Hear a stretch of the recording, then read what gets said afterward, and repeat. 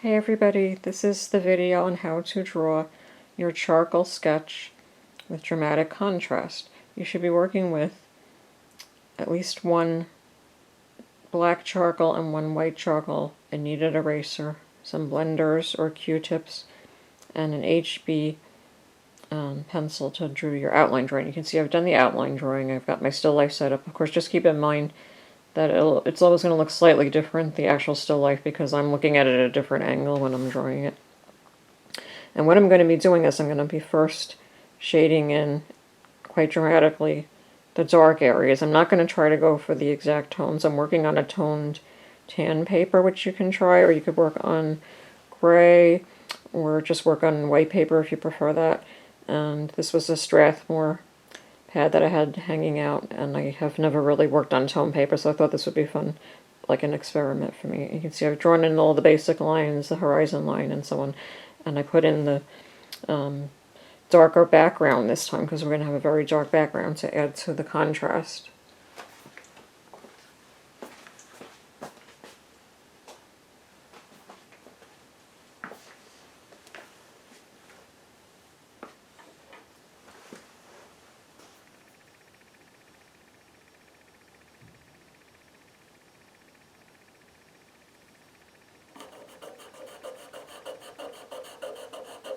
You can see I'm starting with my darker areas as usual, just like before, and my lines are now following the contours of the objects. Eventually I'll go back and blend some of this in. So I'm going to have a dark value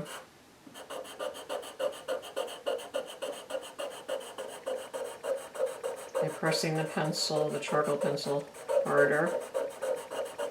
I'm going to have a medium value by pressing it lighter.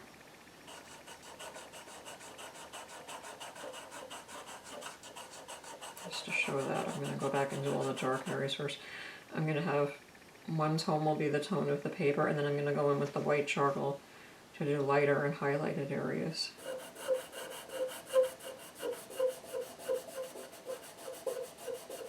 And the whole background is going to be very dark, so unfortunately I don't have the type of charcoal that I wanted to do to fill it in, but I have a bigger. I'm going to do a little cross-hatching in here just to speed it along.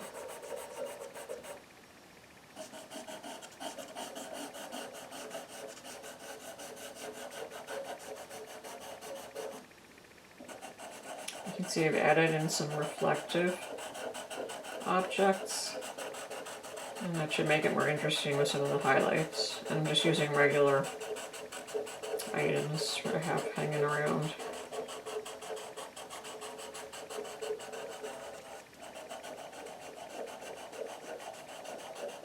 Keep in mind my background is going to be, this is my lightest object, so I have to have the background be darker eventually.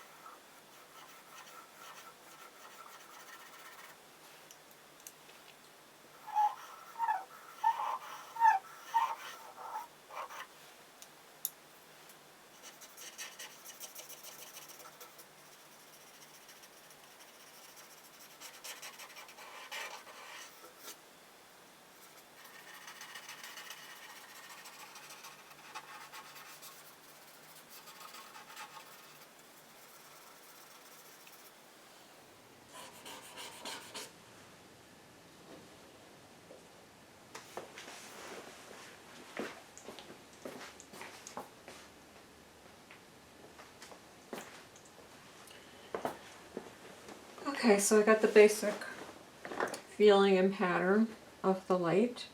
A little bit more dramatic, obviously, than what you're seeing. One thing you can do to help you to do this is to take a photograph of your still life, translate it into grayscale, and then up the contrast a lot, and then you'll see, it'll be easier for you to see where the really dark areas that you want to put in are, and the really light areas. I used a little bit less of the tan paper than I thought I would. I'm going to work on this a little bit more. I can't find my Q-tips because I always use those. As you can see, I was using some blending sticks as well. So I'm going to work on this a little bit more, and then I'll put the final one on a photograph in the module. Overall, this was fun. I don't think I've ever done a charcoal drawing on a tone paper before, and it's very expressionistic. I almost felt like I was painting doing this. It was more like that type of experience. I left it kind of rough, but I'm going to blend in the background and some of the other areas to define things a little bit. Okay, so have fun with this one. Take care.